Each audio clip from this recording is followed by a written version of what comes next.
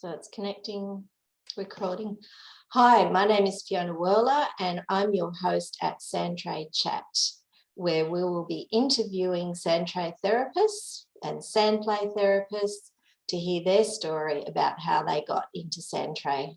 So my first guest today is Curran from the Heart of Us in Springwood in Blue Mountains, Australia. Big deep breath, Curran. How are you going? Hi, Fiona. It's so lovely to connect with you, albeit online, but very nice to see you. Absolutely. But I have been into your beautiful, well, let's call it creative, expressive therapy centre. Yes.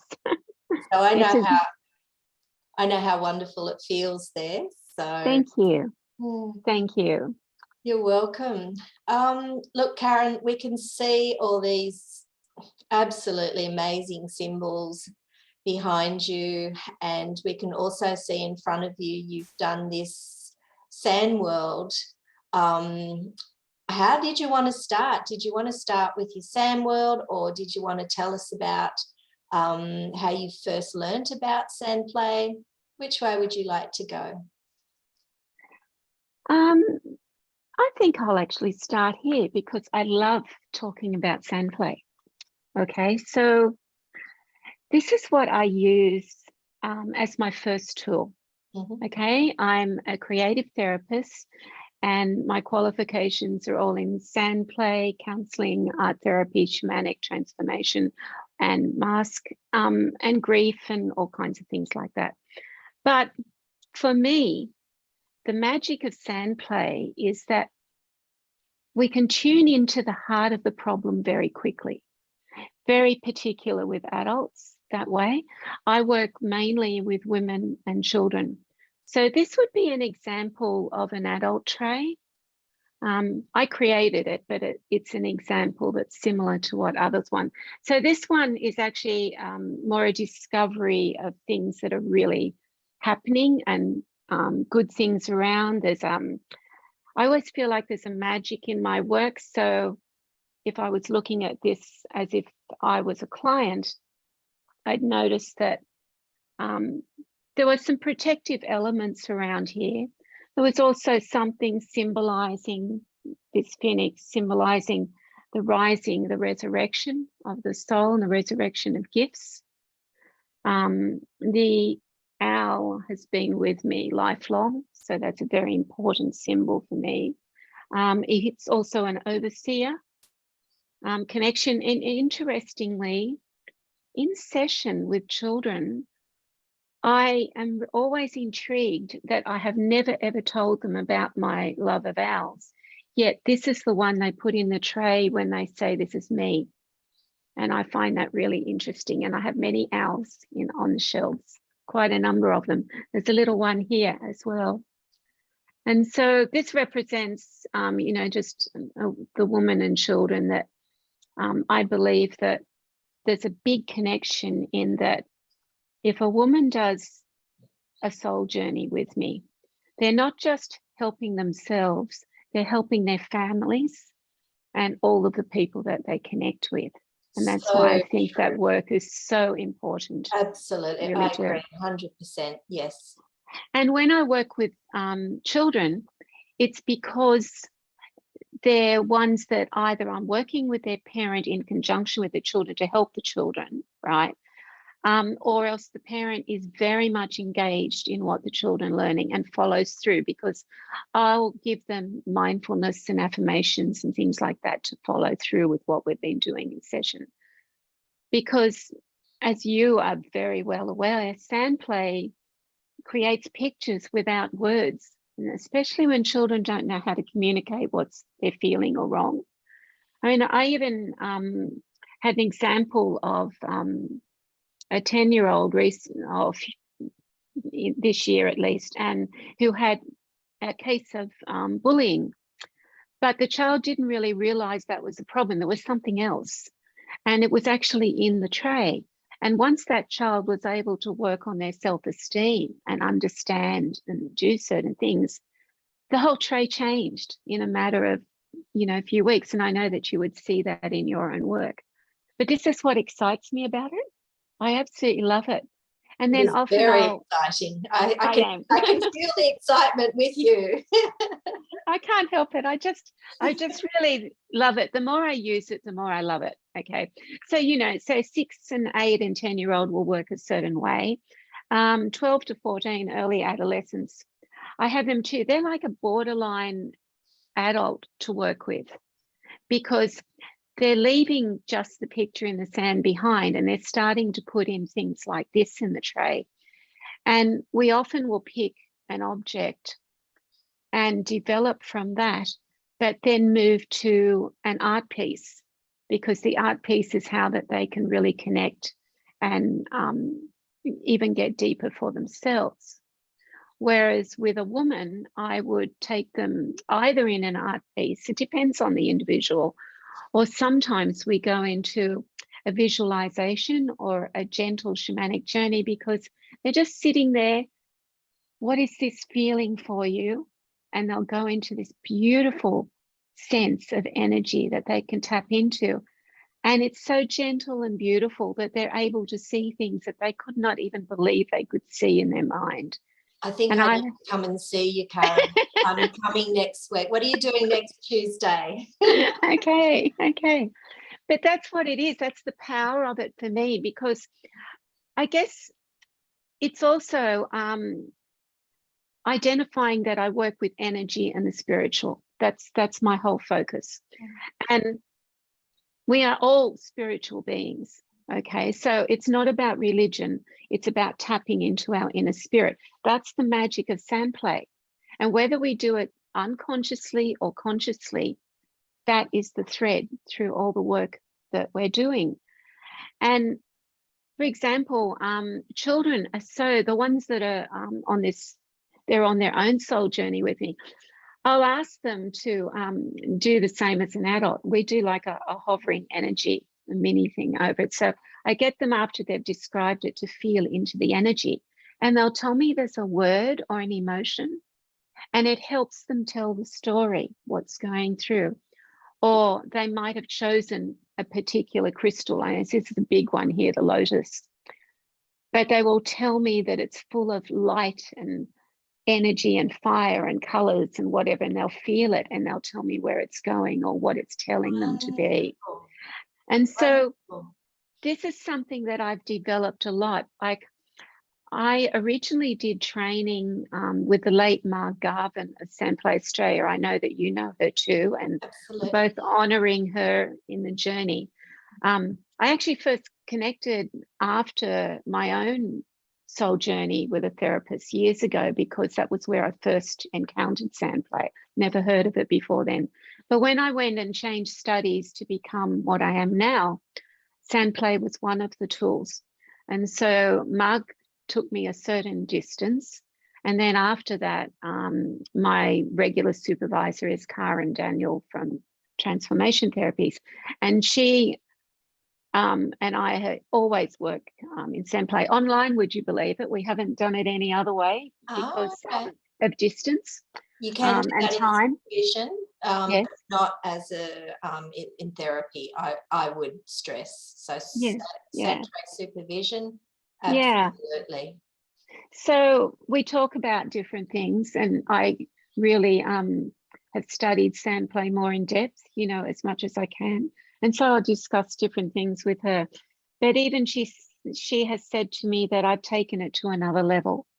And so that's actually really good, because it fits what I do. And I think that's the important thing for me, is that Sandplay is a tool that whatever all your other skills and energies and experience come into it, because you can only take clients to the level that you are. Beautiful message, beautiful message. And and what you're saying is Sandplay therapy is very integrative. You integrate it into your own way of doing and being. Absolutely. I feel like there's this magical thread going through it all the time. Bit of sprinkles. Yeah, bit of sprinkles. There's one object that's in here that children always call fairy dust. They'll go and choose it.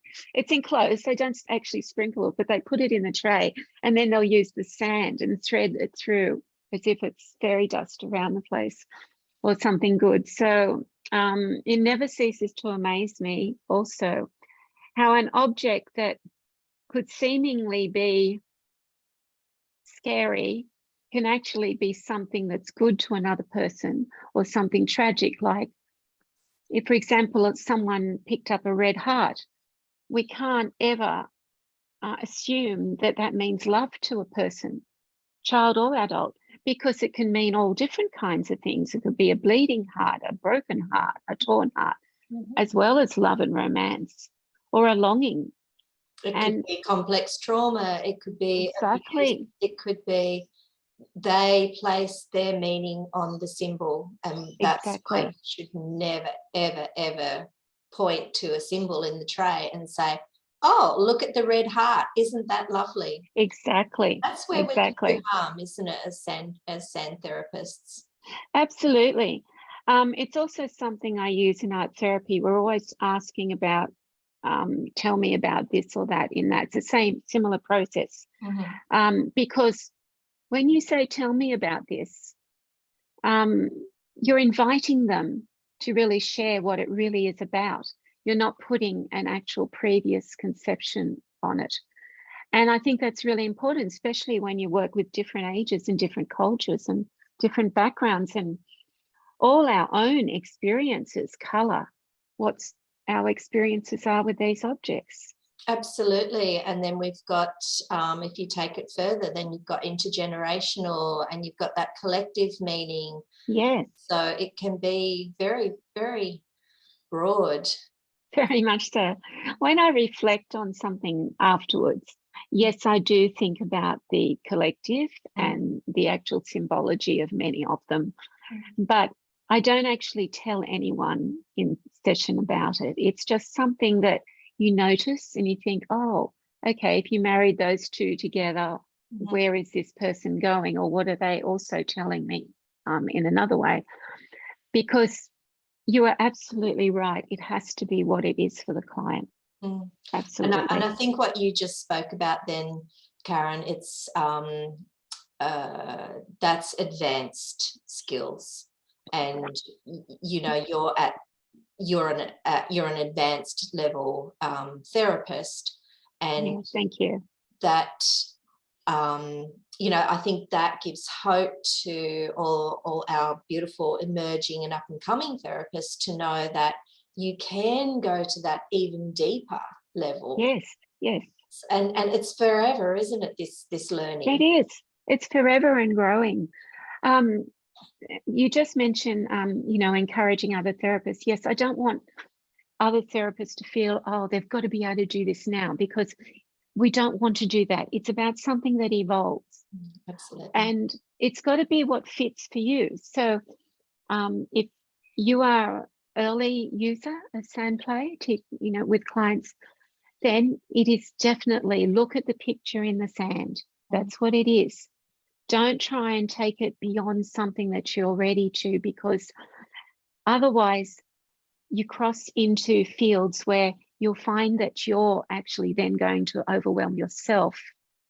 But it'll happen gradually, and I'd encourage you to study what you're called to, and maybe that will integrate as it's ready naturally. Yeah, yes. And I want to bring it back to that projection. If you're overwhelmed, because that's an amazing, that's a really, really good point to talk about, because a lot of my students are at that point. They'll get to the point, and what happens is, with their uncertainty and their unknowing, they then project that onto their clients. And so their clients feel, we call it rupture. Yes. So at that point, everyone is rupturing, but that's okay, because that's where you learn. That's when you go, absolutely. Okay, I'm rupturing now. I'm in my left brain. I'm thinking too much. Breathe, center, get back into this, as you call it, the magic. Come back into the magic, step back into it, and trust in the process. trusting in the process is good. You just made me think of something. Sometimes, as you know, you can have somebody here, actually children, but sometimes older, and someone's in the throes of something and they need the bathroom. Mm-hmm. So we will say pause, just like the old-fashioned tape recorder.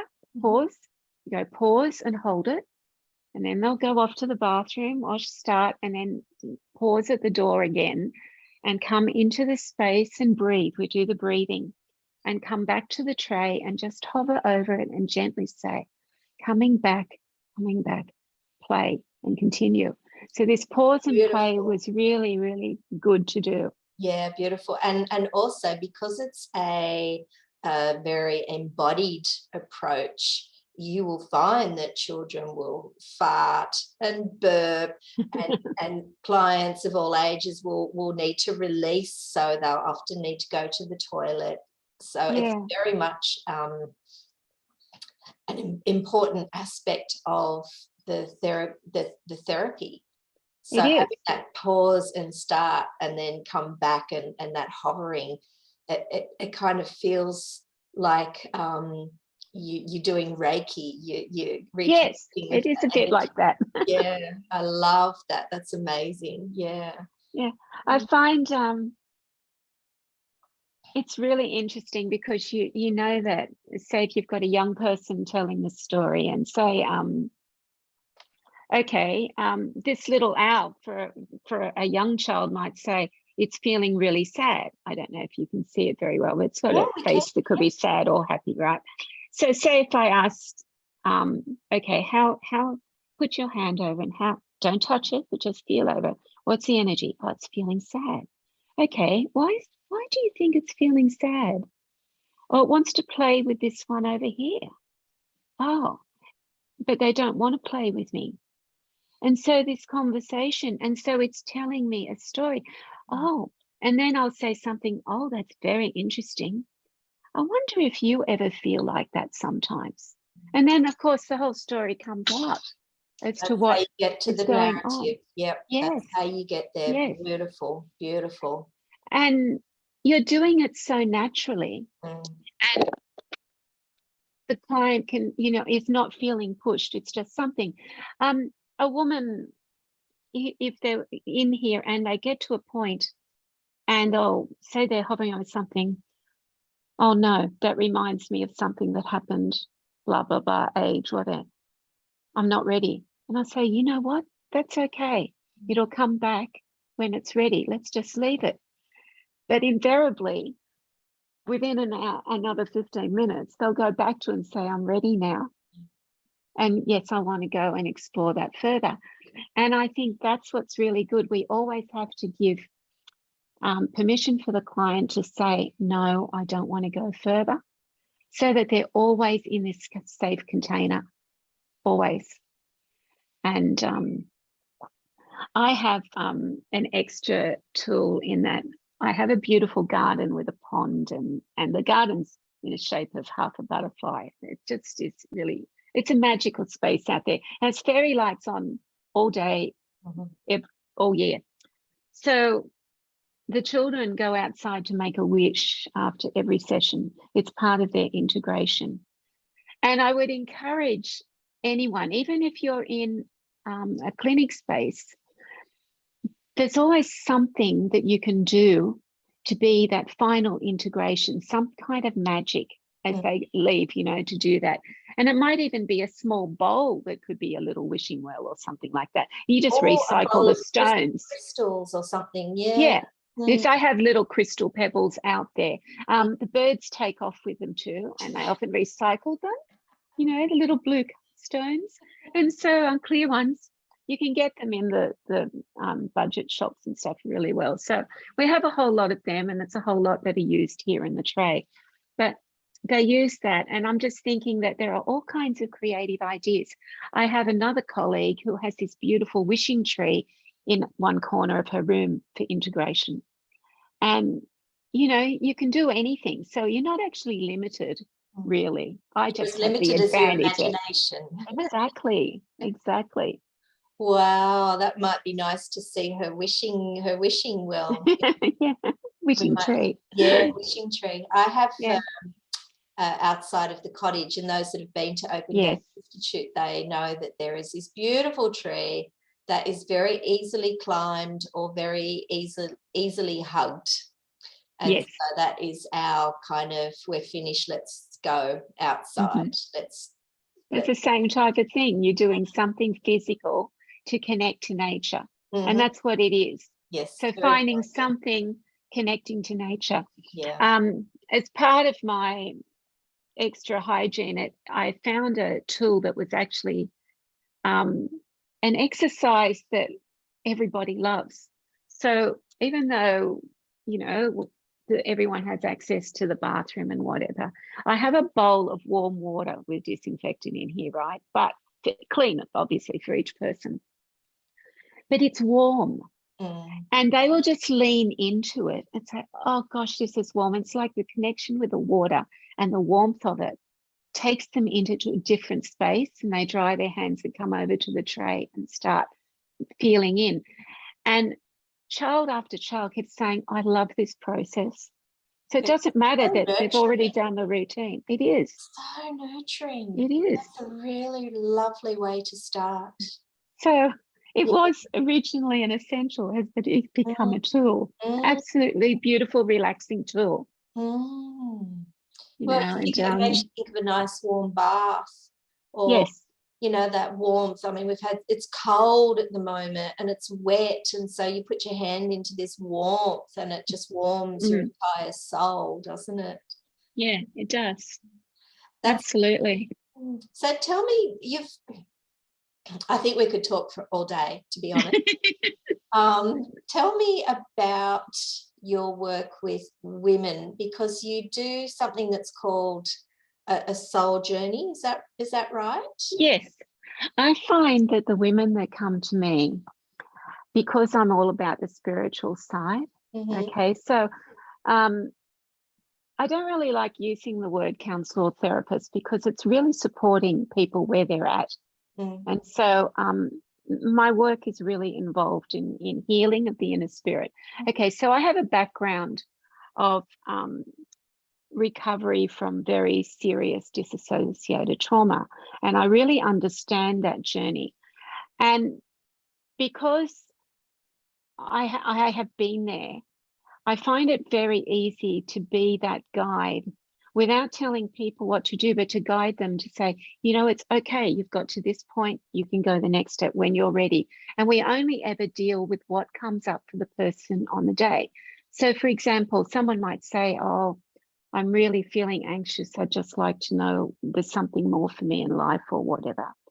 And we'll do a sand tray, and the person will be directed to a certain piece, and they'll feel it themselves. We'll go around the whole tray, but often this is usually only a few pieces in there, but they'll find one in particular that starts the journey.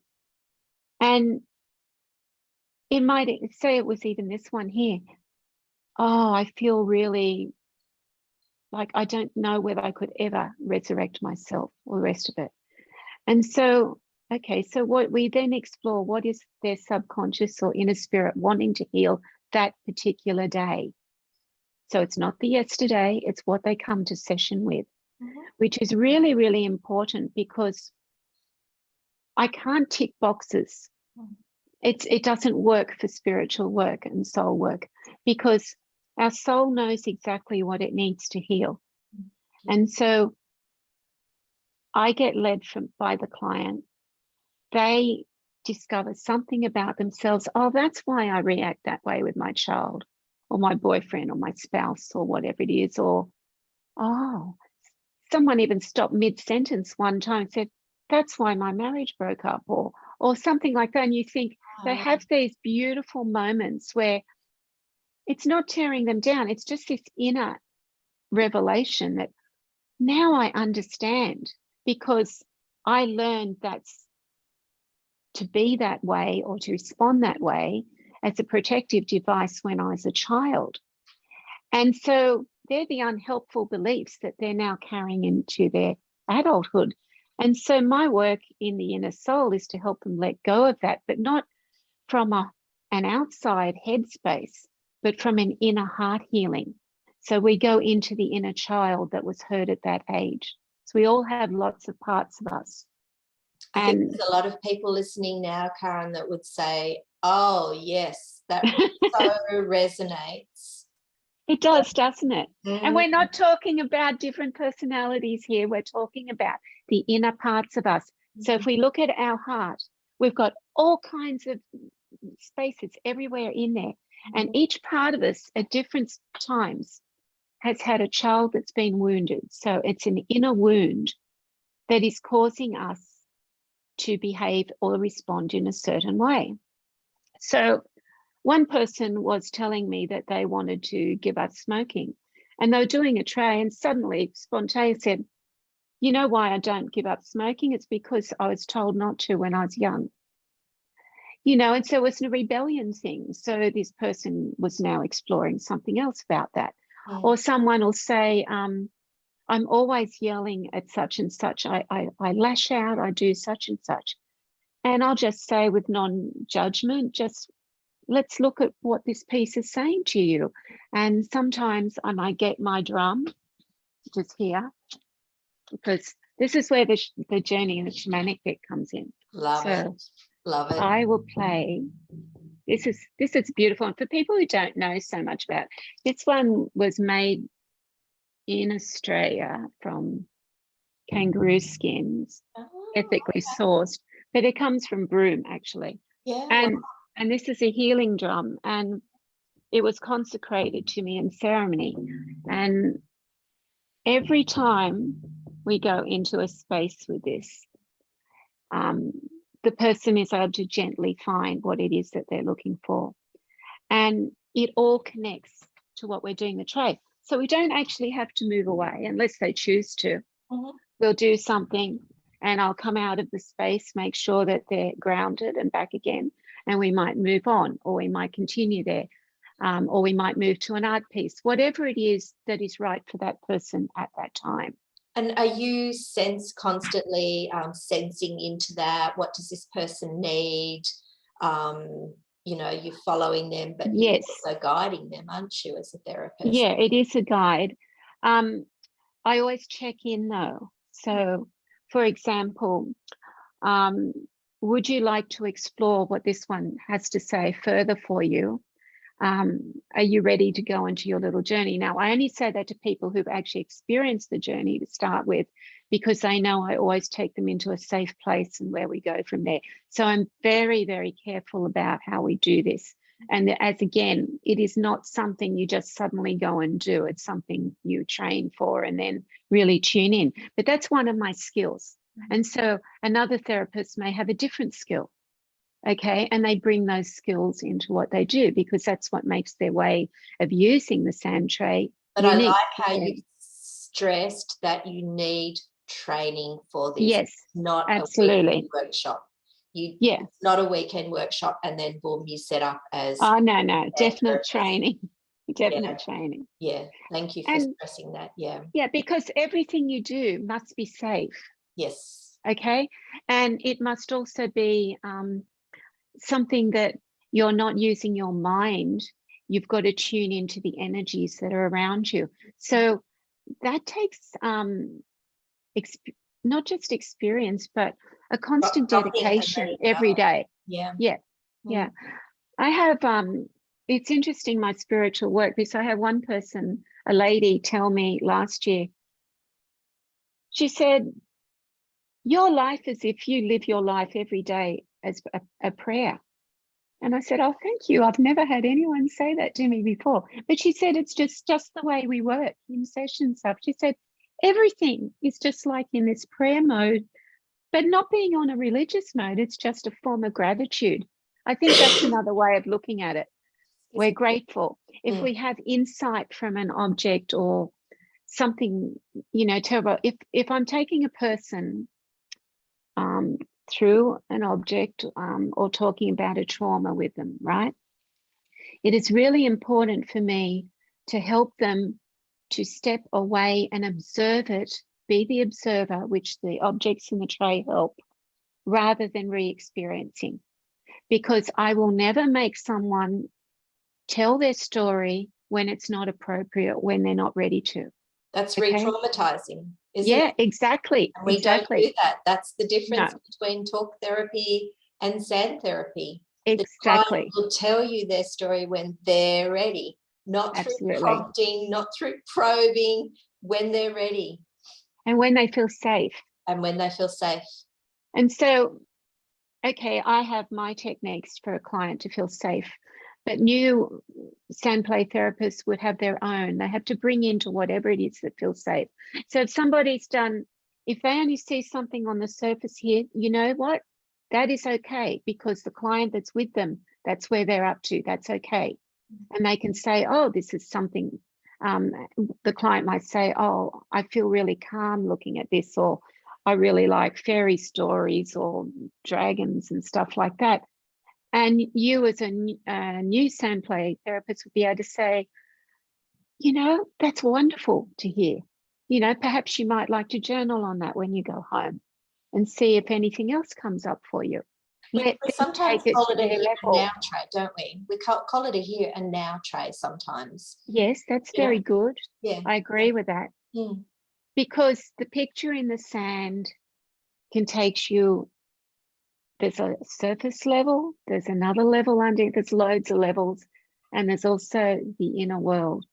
And when we go into that inner world, that for me is where the magic absolutely happens. Imagine if we had a model other than, I know in Jungian psychology, they often use the iceberg model, but imagine if we had a working model of all those layers, almost like a hero's journeys overlaid to the iceberg model. I mean, it would just be insane. I think I have to. It would be, wouldn't it? Like that. Yeah, yeah. To think about that. Mm. I'm just checking something out. Okay, I have a painting on the wall that I might get and show you. It's one of mine. Okay, I'm going to get it. Okay, because what you were saying was actually something really important. Okay, I don't know, can you see that? Yeah, absolutely, we can see that. Okay, so, right, okay.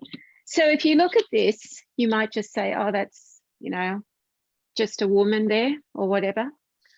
But this is what I call tapping into the shamanic. Okay, so we've got all the rocks and everything. This is actually, the woman is a waterfall. Inspired, I was visualizing, actually had a vision of the water falling down from the rocks at Uluru. Yeah. Okay, so that's where that came from. This is all from a vision in the night. But I've also put the Australian medicine wheel in here as well, which is quite subliminally. So we've got the east represented by the eagle here shape, which is the big picture, looking at everything. Going to the north, we have the kangaroo, which is about going forward, because kangaroos can't go backwards, and the power in your strength and power. Going around here, we have the snake, which is, and the sunset, in that it always, when it grows, it sheds its skin. And in the Sandplay, we were doing that with a child a couple of weeks ago, talking about the snake and shedding the skin and how important it was. Is it helped with their fears of snakes at the time. And so we move around then, and then we get to the whale, which is south, and you see what's swimming towards you, or what creative possibilities are coming towards you. And then you come back to the east with eagle again. But down here, where the water's flowing, this is the underground. And that's the center of the earth and the underground rivers and the rest of it, and the magic of the stars. Now, why I have this is because sometimes it's easier to explain what's happening for a client when I talk about the medicine wheel and where they're at in here. So that's just another way of using the tools to go with that. But again, it's always to do with what is right for the client at the time. Yes. And using your own skills. So you don't want to pretend something, because actually when people pretend, they actually feel bad themselves afterwards.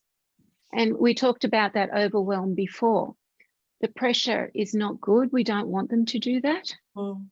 We actually want them to feel good about themselves. We want the Sandtray therapist to come out of session saying, "Ah, that was good. I felt good for my client. My client got something out of it. And I feel really calm and energized." And okay. that's when you know you've nailed it, where you don't have to force it. You're not trying to structure it. When you Yeah. come out, I mean, there's exceptions. We all have good and bad days, but when you come out of session and you go, yeah, I feel good. Yeah. You know, didn't have to work too hard. What we forget is that we're working really, really hard the whole time.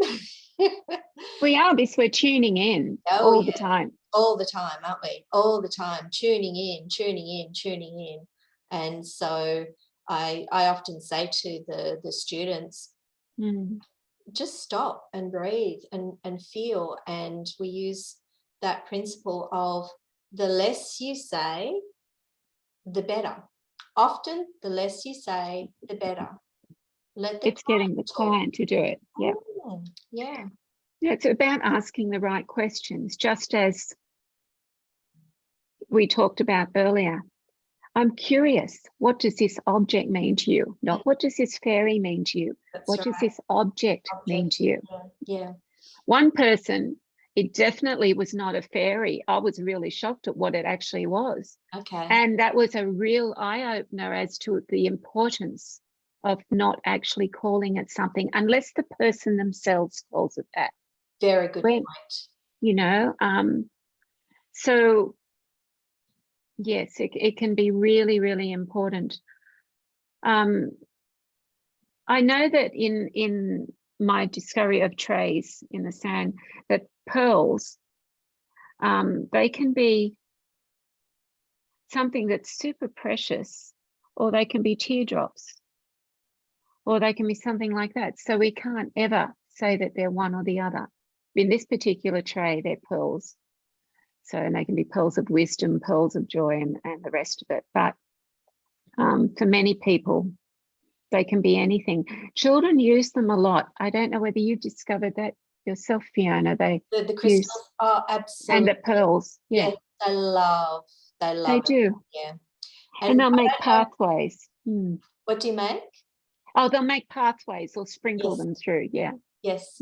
I don't, you probably have, we all have looked at the sand crystals, microscopic, like 10,000 times. It's all these beautiful, wonderful crystals.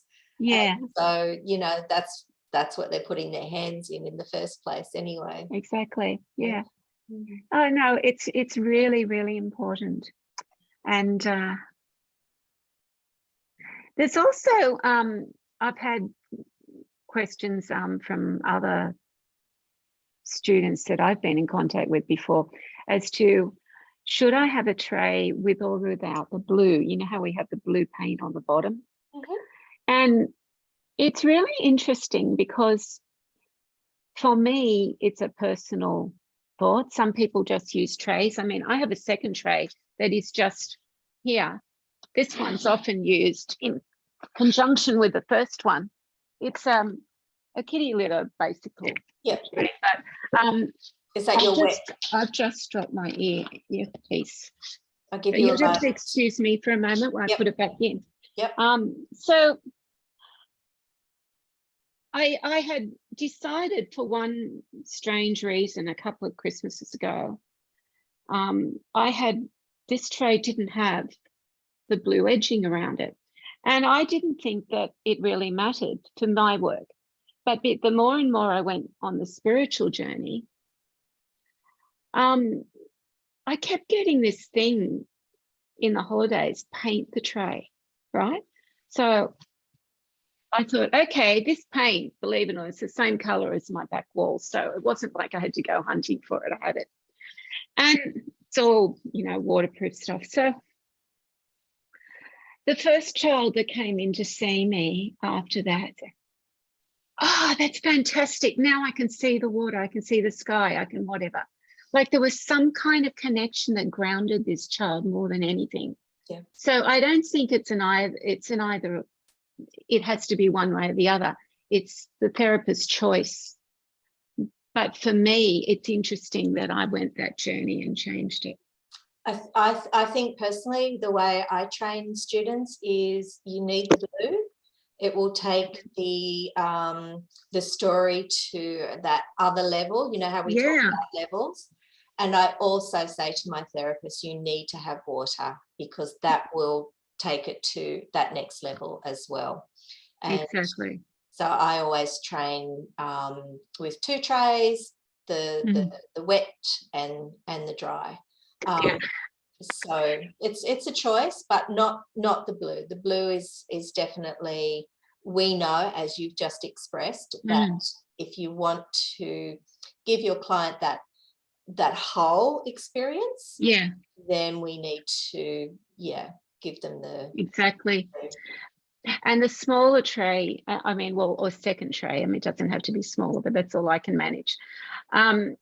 It's the one that would be used for wet, because you have to change the sand from time to time, because the germs will get there and the rest of it otherwise. And so it's just best practice. Everything's just got to adapt as to whatever's right for you in the clinic, but having that choice is really good. Absolutely. Yeah. Well, we're covering a lot of ground. This is amazing. This is great. So we've talked about the children. You've taken us through how you kind of got to Sandplay and all the wonderful other modalities that you add to it. What we'll do as well is I will, underneath this chat, I will put your contact details. And I think you were saying that even though you love working with children, your heart is going more towards working with women 35 to 55. 55. Yeah, there's no rule about it, but it tends to be the ones that they're the ones that want to do the soul journey. And they're at a stage in life where there's change, things have happened to them, or they might be repeating mistakes they think they are. They might have a low self-esteem, but be very, very much successful on the outside. Some of my clients are other professionals who come for personal work with me, because even though they're out there doing stuff with everyone else, they need somewhere else to dump it, and they dump it in the tray. Perfect. You know, and you know, they only come occasionally. Like, it's not like they have to do it week after week. It's just every few months they'll do an extra. And that's really great. But just in terms of the double tray, I'd also like to say another use for it.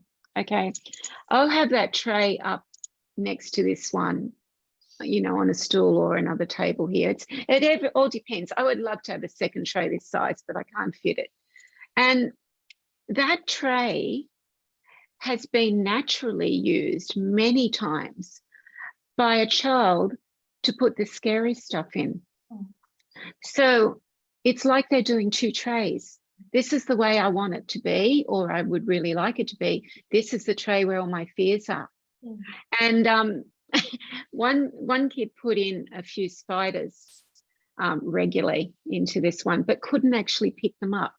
And would use some other tool in the room, even sticks and stuff, to pick the spider up and place it in the tray. Couldn't do it. And then would get a soft toy hammer thing and bang it into the sand tray, and then cover it up with sand, and then put something else on top of it. So this was all the fears. And so then the child would tell me about their picture in sand, blah, blah, blah. Oh, isn't this interesting? Yeah, they went to the carousel, they did da, da, da. And then came over here, tell me about this one. Oh, I'm really scared of that. That makes me feel of whatever and my nightmares. And so we then get a development, but they wanted this balance. They wanted it there, but they didn't want it to take over what they were creating. Does that kind of make sense? Look, I always work with the 2 sand trays side by side, and having the wet sand is often, I need to go in here, or it could be vice versa. But I that resonates with me as well. It's almost like this stuff is so scary and so horrible. that I need to go back over here into my here and now tray, or to my self-regulation tray, or, you know, I guess we should turn it up this way and go, I'm going up and down and up and down, and I just need to come up for air. And that's another reason why it's always good to have access to two trays, to the wet and to the dry. It's best practice, and not everyone has the space for it. And not everyone has the space for their dry tray to be wet. So once again, we work within the confines of what we can. Yeah. But really Absolutely. what we're doing is giving voice, right? We're giving voice, and that's the most important thing at the end of the day. Oh, absolutely. And I really feel I have a colleague who trained in it also with me back in Sandplay, Australia, but uses it in her classroom. She lives a long way away from here. And she doesn't use it in a counselling sense. She uses it as a tool, as a picture in the sand. So the child then writes a story about it as part of the exercise of that. And I love that it's another way of using it. So it's not a one-off way of using it. You've got to find your own unique way that works for you. And at the level that you're at. That Sheila Smith has written a great book on using the Sandplay in the classroom for storytelling, scaffolding children to tell story, and how kids can work together. And there's been a lot of research around that, using the sand for storytelling non-verbally. But what it does, it helps kids to build skills, social skills, connected skills, and behavioural skills as well. So it really scaffolds these children to get to where they need to go without having to verbalise. And it can also illuminate things that might need attention, so that the teacher can then say, oh, I think that this might need to go to the counsellor or further to the doctor or whatever. And that's really important too, because it's not like anyone knew that this child was hiding this, but it was something so significant in the tray that they realised, well, this child actually needs some help. How can I best direct it? And so the pressure's not on the teacher to do the counselling. They're passing it to somebody else. But they've done this, they've illuminated something that this child would never have had a chance to illuminate in any other way.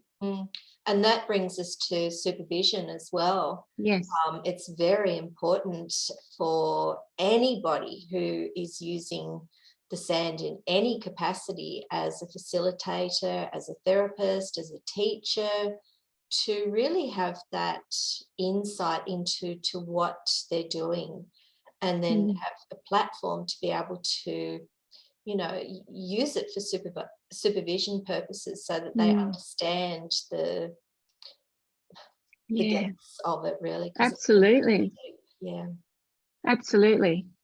Even when you don't want to go deep, you go deep, don't you? You do. And it's interesting because I actually really enjoy my supervision sessions, and it's a way to connect, because we do need peer support, and we have that confidential peer support. You might have someone else who's in it that you can just talk about something because you want to, but then you let it go, and you're sharing skills, but it won't go any further. But with a supervisor, like I'll be showing her photos of everything I've done and discussing it or saying or something. And she'll just suddenly just sit there and say, and did they say such and such about what? And I thought, you know what? I could have gone there. I could have gone there. Like, it's just really interesting. And then it's just that if it was meant to come, it is, isn't it? Absolutely. It's having those other set of eyes on that client. You as a supervisor would do that. You would notice that. Absolutely. And it's just this wonderful way of being able to guide the therapist, because they've done all the hard work. You simply you know, going over it and saying, well, did you think about this, or how did that feel? Yeah. Did you see this figurine, or Yes. all those aspects of the sand. But that's another conversation for another time, isn't it? It is. It is. And it's also something you notice. So that if it comes up in the tray again, so if someone makes another sand tray and it's there and it's been repeated there a few times, think, okay, it might be time to guide it around that particular object, and we'll explore that more. And that can be really fascinating. Well, that's where symbol work is fascinating too. Yes. Yeah, Yes. I really want to start running more symbol workshops at the cottage here. Yes. Because that's kind of the crux of the sand therapy. You know, outside of the tray and the sand and the water, the symbols are they're so important. And the symbols themselves, I've heard you speaking over the past hour, and you talk about the symbols or the objects, and then you have a metaphor to go with them. So there's that aspect of it. There's the theological aspect. There's the spiritual aspect. There's so many different layers just within a symbol. I mean, I'm looking at your owl. I knew you were going to say that. Look, I mean, whoa, that speaks volumes, right? It does. I added the pearls to it long ago. Oh, lovely. It was like, yes, I often take ownership of things, just in terms of, I didn't like what, I wanted it to be something different rather than you made it your own. Up in the shop. I made it my own. You did make but it in terms of, it's not mine when it's being used in play. But yeah, it's just really incredible. Like this, you can't see in the picture probably, but this was one of those, I've forgotten word. There's a word for this.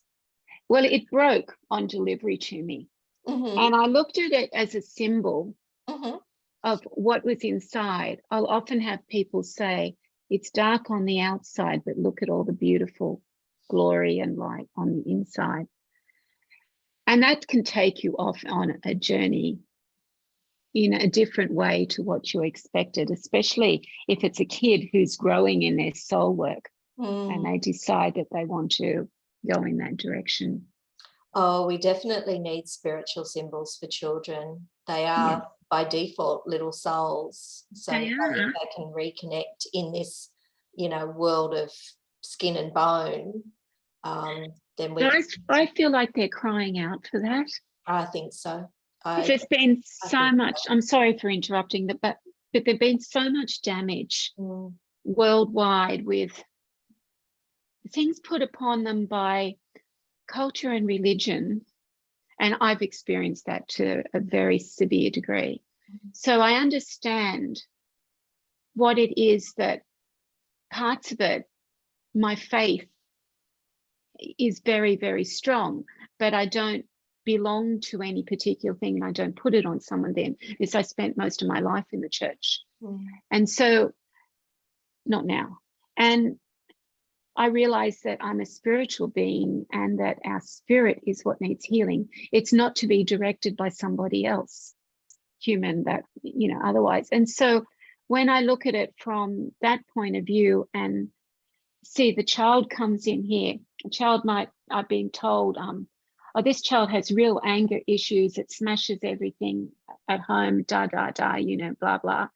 And the first thing I say when a child comes in here is, you know, welcome and all that kind of thing after orientation. I said, and then I show them how the tray goes. And I said, you can pick up anything one at a time, but when you pick it up, something that's like glass, I want you to pick it up with two hands. And if you're going to explore it, look at it over the tray, because you know what? If you drop it, you're going to be upset. And it's really interesting because no one's ever lashed out in anger here. It's just that there's some kind of magic calming thing, and what they were expressing in their anger elsewhere was something that they then show in the tray that's been really upsetting them, or held in trauma, or some desire that they want to change. And I find that really, really good, because you're tuning into their soul. That's why a lot of I love that. love the polyvagal theory as well, because it aligns so beautifully with what you just explained. And Yeah. that holding, and that here's the symbol and it's very precious and it breaks. But if you Yes. do it this way, Yes. all will be well. So instant calm. Yeah. The whole nervous system is instantly calmed by your voice, by your saying, take anything you want. Just be gentle. Exactly. So exactly. setting boundaries Yes. as well. Yeah. So Yeah. And that's all I have to say. So I know you will be gentle. If I see one that's feeling a little bit erratic, because I can tell that if they've had a difficult day at school and come here, say, oh, their body language, they're feeling really erratic. And they'll pick up something precious, and I'll just remind them, I know you're being very careful with that. You're holding it with both hands. If you want to look at it more, just hold it above the tray. And immediately that gentleness in it, they'll come over and do that exactly. Because having someone drop something in the studio that smashes is actually going to hurt them more than it will hurt me. And because they don't really want to break anybody's things. Oh, no. They really don't. And what you've done as well, a lot of therapists say to me, how do I get children into the sand? So you've just explained a really beautiful, gentle way to get them into the sand by holding that piece and taking it over. So the sand tray therapy then takes on this other meaning. Yes. Without you knowing it, you've said to these children, the sand tray itself is a safe place, because if you drop this, it's safe. You're safe. Yes, so exactly. I love that. That's beautiful. That is I'm glad amazing. you like that. Oh, I'm absolutely, glad. absolutely. But I'm very mindful that we have done nearly the hour. Have we? I have no tracking of the hour. We have, and Oh my goodness. I did have one more question for you, if you've got it in. Okay, yeah, let's see what it is. So what we are really needing to do to grow our village, because this is our space, right? This is the space for sand tray therapists to come together, whether you're sand tray, sand play, it doesn't matter. We want to unite and we want to come together. So one of the things that I have found is needed is an elevator pitch.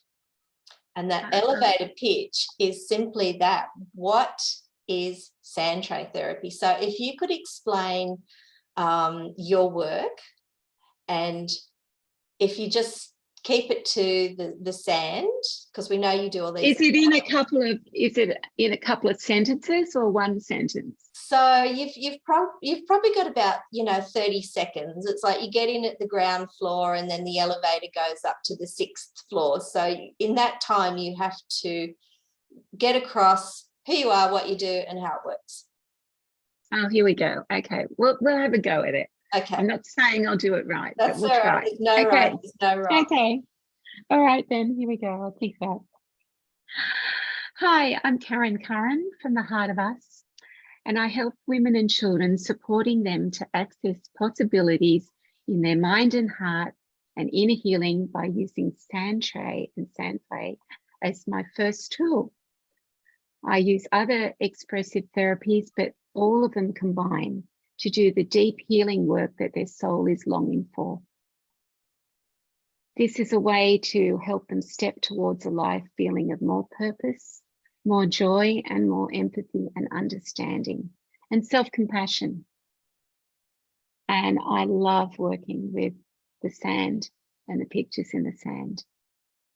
Working with in this way with the sand and the soul is an absolute joy. Beautiful. I have no idea what I just said, but there you go. It sounded amazing. It sounded absolutely amazing. And I think I'm so very, very grateful that you've done this with me today. It will go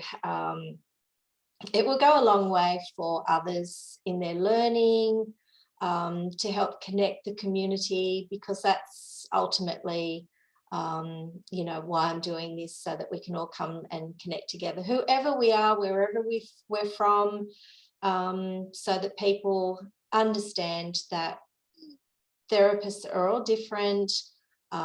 You've got this wonderful heart-centered space, and there's so many people whose hearts that you can touch. So thank you very You're much welcome.